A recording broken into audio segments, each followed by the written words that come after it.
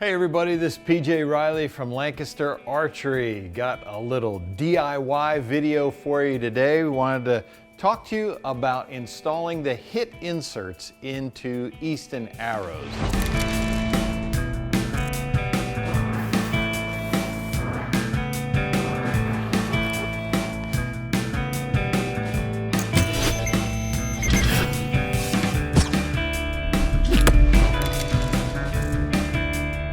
This is a little bit trickier process than installing your normal insert into an arrow.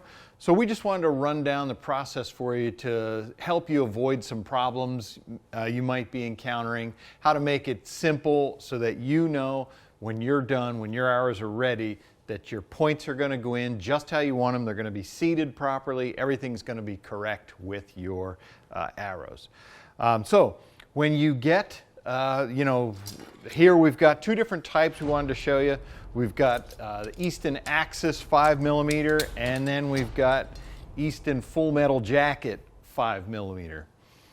We're also showing two different types of hit inserts. We're going to use the standard aluminum insert. This is what you're going to get with your arrows. But if you want to upgrade, you want to have a little more FOC, Easton also makes a brass insert. This one can cause some unique issues, so we wanted to show you the brass as well, just so you can avoid some problems. So with your inserts, you're of course going to get your hit epoxy. It's a two-part epoxy, that's what we've got here, and you're going to get a squaring tool. So let's assume that our arrows have been cut to length. We'll start first with an axis. So this arrow has been cut. We haven't done anything to it yet. So the first thing I'm going to want to do is square off the end. So we're just setting this up, taking a couple turns just to make sure that the end of the shaft is flat. And when you're done, you'll be able to see some material that is on that little nipple there, so you know that we have ground some material off this arrow shaft. Now, next thing, very important. We want to clean inside this shaft because there's going to be some dust from the cutting and from the sanding process. So I've got some basic thinner here, thinning material that I'm just going to put on the end of this Q-tip. Swab inside. Make sure you go down deep because remember the hit inserts, they're going to slide into the arrow shaft. So you want to get down there and make sure the shaft is clean. I'll show you what this Q-tip's going to look like when it comes out. We want to make sure there's no foreign material in there, but look at that Q-tip. So that was all stuff on the inside of this shaft that would have been, into the epoxy, and it can cause problems for you. So we just want to make sure that that is clean. So now my arrow shaft is clean. So I've got my two-part epoxy here. Now we're going to mix this. This is what comes with your inserts. And Easton gives you two lines here to cut on. Again, we have to mix these two packets of material, so I'm just going to cut off the end there. And now you take all this material, and I'm using a plastic bag here. That's the type of surface you want to put this onto to mix it so that you can work with it, and it's not going to, a paper towel is just going to soak some of it up. So plastic bag is perfect for this. Once I get all the material out, now I just take a Q-tip and I cut off the end of it. You can see I cut off one end there, and now you have to stir this material together. This is what's going to make it work. You can see it changing color there as I mix it. And now this material, Easton says that it has a 90-minute working time. What that means is for 90 minutes this glue is pliable, meaning things can move. So when it first comes out, it's fairly liquidy. And so when you put your insert in, that insert can move a lot in there. So this is where it gets tricky with the hit inserts. So we have some glue over here that we have had out that we mixed together, and this has been sitting for about an hour now. And so you can see the difference in the appearance, and it is way more tacky. So we're going to use that. You don't have to wait an hour, but it definitely helps with minimizing the movement. You should have enough time to work with it to be able to set a dozen inserts or work on a dozen arrow shafts. Of course, you're going to be maneuvering pieces after that, but obviously once you mix this stuff and expose it to air, you have to work with it. Otherwise, it's no good after that. So waiting an hour before you start using it, you'll have plenty of time to be able to do a dozen arrow shafts. So I've got my cleaned arrow that I'm going to take here. We'll start first with an aluminum insert. I'm just going to put this in just a little bit to right there. Now I'm going to take my half a Q-tip, and these do not take a ton of glue. I'm just going to put a little bit there, kind of around the shaft of the insert, just enough to coat the inside there. Now you're going to have your Easton. This is a device that also comes in your pack. This is what you're going to use to push this insert in. And now, here's a little trick that we like to do. So the insert is in there, but I have not pushed it all the way in. What I'm going to do is just wait for that insert to get a little bit tacky before I push it all the way in. One of the things that can happen is you push it in and then it can keep sliding after you push it. Then it's going to be sunk too deep for your point. So since this glue is movable, you can just set it in just a little bit. This way I know it's not too far in, and I can come back when this glue has started to get a little more tack to it, and I can push it the rest of the way in without worrying about it go too far. All right, so we have already prepped our Easton FMJ. We've squared the end, we've cleaned the inside there to get the debris out. Now we're going to show you another extra step that you can do.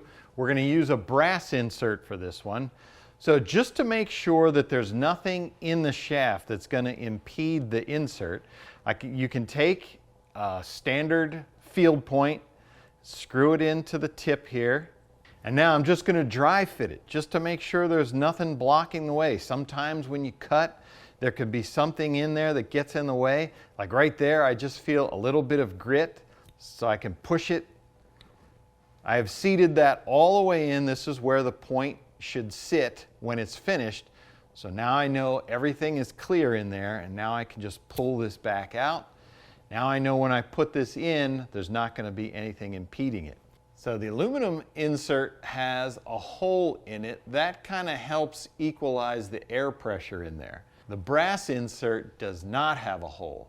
And so what sometimes happens is, due to pressure in there, you can shove this insert in and it will actually pop back out a little bit. So one thing we do for that is take the knock out. Now that the knock is out, there is no backup of air pressure in there, so when I slide this in, it's not going to pop back out. The other tricky thing with the brass insert is, because of the weight, this one can slide a lot easier. So we really want to be cognizant of that when we put in our glue. I'm just going to put that in a little bit. Get some epoxy, spreading it around there. Now I'll take my tool. Now this one for sure, I'm not going to push this one the whole way in. I'm just going to get it started. Right there, I've just shoved it in. It's only that far. You know, for the insert to be seated properly, you need to go all the way to the end of this tool here. But I'm leaving it with that much room until that glue starts to set up. And then I'll push it the rest of the way in when I'm not worried about it sliding. And what you're going to notice, aluminum, brass, doesn't matter. Because this glue is pliable and I don't want that insert to move, once I have it in there, I'm keeping these shafts flat. I'm just going to let it sit on the table like that. That should minimize the possibility of it moving. Remember, we let our epoxy, our two-part epoxy, sit for about an hour before we used it. Now we've got them inserted into our shafts.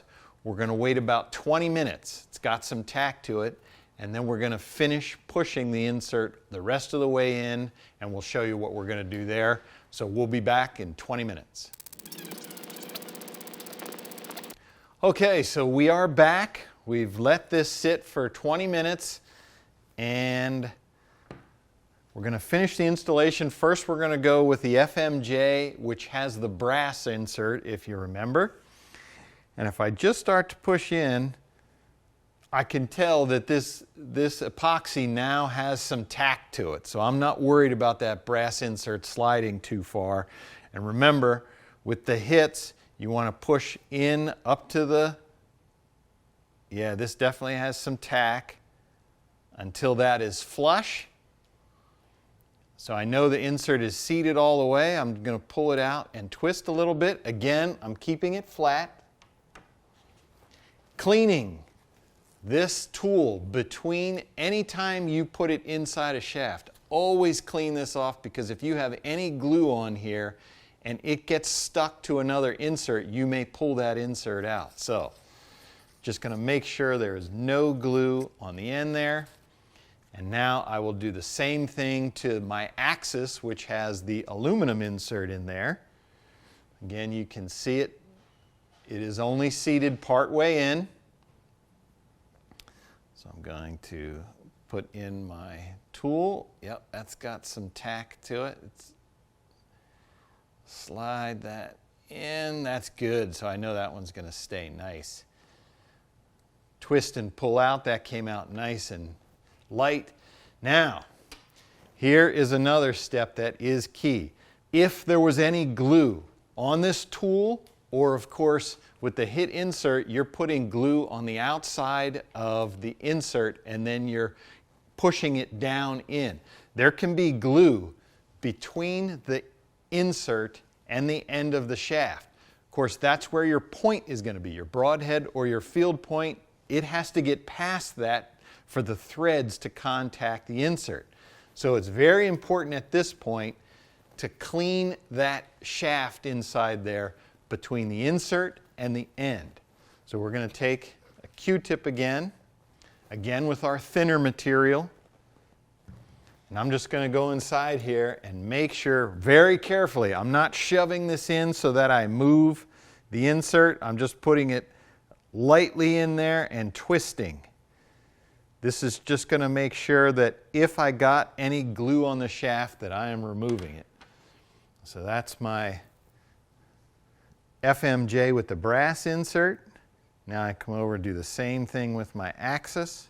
Got that. And again, I'm leaving them flat. According to Easton, the total cure time when using this epoxy is 24 hours. So you just want to leave these things sit for 24 hours. There's one more step yet. That glue is still going to be able to be maneuverable for a little bit. It says 90-minute working time. You're going to get about 100 to 110 minutes where you can move something. So we still have one more check that we're going to do to make sure everything is seated properly. What we're going to do is we're going to screw in a point very lightly just to make sure our depth is correct. If the depth is off, let's say the insert pulled out a little bit, I still will be able to push it in to get it seated properly. So we're going to let it sit like this for about another 10 minutes, and then we'll show you how that works. All right, so we've waited our 10 minutes. Now we're going to come back and we're going to check to make sure that the depth of the hit insert is correct. Now, here's a key point. You want to make sure that you're using the right size point to put inside there, so that you're not just putting in a point that's too big and you're going to push the insert out, or one that's too small and it's not going to screw in properly. So the Easton hits take an 8/32 size threaded point. So I've got that point here. I'm going to start with my FMJ. Remember, we got a brass insert in here. And so what I want to check for is I'm just pushing this in very lightly, and I want to feel it contact the insert. There should be no impediment as I'm going in there. Sometimes you may feel it catch, then you're going to have to clean it out again with your thinner. But when it's perfect, there's nothing impeding the point going in. I felt it contact the insert, and now as I'm screwing it in, you can see that it is being received by the insert. Get it all the way to the end, and I want to feel it come snug right there. So it is, I'm not cranking it, turning it, because we still may be able to move that insert. But if I can turn it until it stops, that's all I want. So I have done that with this. Now I can back it out. Again, I'm going to set it down flat. Now that insert is done. So I can put my knock back in now, or I can just wait and put the knock back in tomorrow when these arrows are ready to go. But next we're going to go to the axis. Same process. Just feeling my way in there to the insert. I felt it contact. And now remember, as I said, if the insert stopped there or the point stopped there because I hadn't had the insert in far enough, I could still push that in. Probably have to use some force, maybe set it on the table and push it, but I could still get it in. But I should be good here all the way to the end. Yep, point stops. So now I know my insert is in there adequately. Set that down. Just double check the point to make sure there was no glue. There shouldn't be, because we cleaned it out afterwards. There is no glue on the end, so everything is good. So now I'm just going to let these arrows sit for 24 hours. After 24 hours, they should be good to go. You should be able to take them out on the range and shoot them. If you like this video, give us a thumbs up. If you want to see more videos like it, subscribe to our YouTube channel. Don't forget to click that bell to get notifications whenever we put out new videos. And as always, if you have any questions, you can visit us at LancasterArchery.com.